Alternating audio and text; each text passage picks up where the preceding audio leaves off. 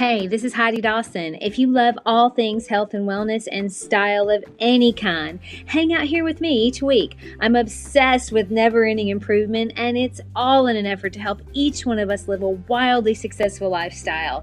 Subscribe today so you don't miss a thing. Hi, guys. Welcome to episode 249 of the Wildly Successful Lifestyle Podcast. Thanks so much for listening. So how many of you listening like to be liked? That's a silly question, isn't it? Most of us would say yes to that, of course. I want to be liked, and I see myself as someone that is likable. Now, that may sound a little egotistical, but I don't mean it that way. I just genuinely love people. I really do. And I can find something I love about everyone, and easily so. Now, when I get the feeling that someone doesn't like me, I used to want to make them like me because I'd feel better about myself if everyone just liked me. I mean, I felt like it meant something about me if they didn't. It feels good to be liked, doesn't it? When you meet someone and you have a lot in common and you just genuinely enjoy that person, they're probably genuinely enjoying you too. It feels good. But we aren't always going to be around people that we easily jive with. There's going to be people that we don't like or enjoy as much, but we still have to be around them. Maybe they're in our peer group. Maybe they're a coworker. Could even be someone in our family. And guess what? They may not jive with you either. Now, how does that feel? Well, not as good as being liked. The good thing is we have options when that happens. We can overcompensate so that we pretend to like them or try to get them to like us. And then things are just awkward and everybody feels it. You could actively ignore and avoid them, which can also be awkward. Or we can just continue to be ourselves and let them just be who they are and coexist, so to speak. Now, which one of those options keeps you truer to who you are? Which one makes you feel authentic? That's the one we want. The one where you are who you are and they are who they are. Now, there's still part of me that needs work and just being okay with not being everyone's cup of tea. I mean, if someone didn't like me in the past, I thought, well, I must have done something wrong or I'm not good enough. But that doesn't serve me, and it doesn't serve you to think that way either. That's like saying because chocolate is universally considered delicious, that everyone should find it delicious. Well, I have friends that don't like chocolate. Are they wrong? Does that mean chocolate maybe isn't as good as the rest of us thought? No, it doesn't mean anything about the chocolate.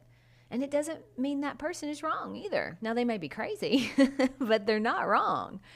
The chocolate actually doesn't even take offense. Chocolate doesn't stop being good because someone doesn't like it. When someone doesn't like chocolate, we don't make it mean anything about it.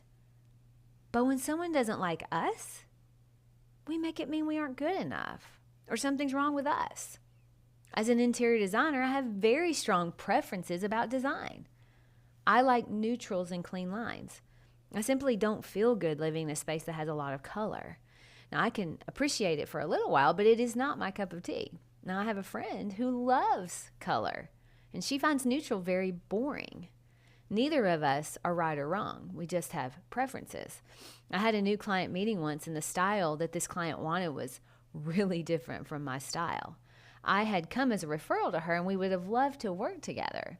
But when I asked her, have you looked at my style? Because it was really different from hers. She said, yes, but she was also confident that I could do her style as well. Well, I told her, of course I could, but that would feel like work to me. And she would have a much better experience working with someone that loved her style as much as she did.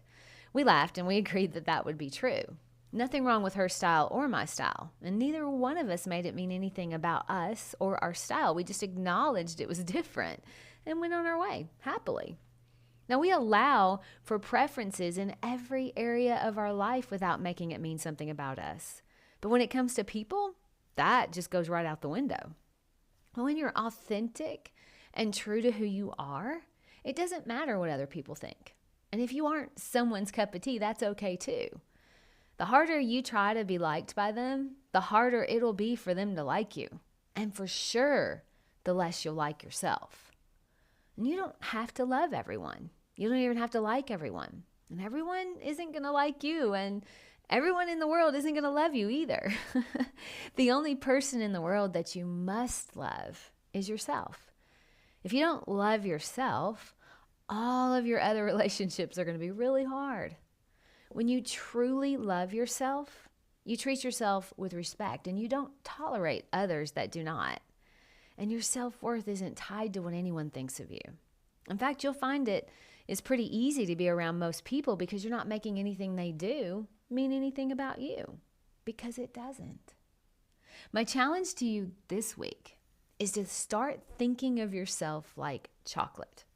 People would be crazy not to like you, and if they don't, your deliciousness doesn't change one bit. All right, share this episode. It's one every single one of us can use. And run over to Apple Podcasts and give me a 5-star review. I love you guys. I'll talk to you in a few days.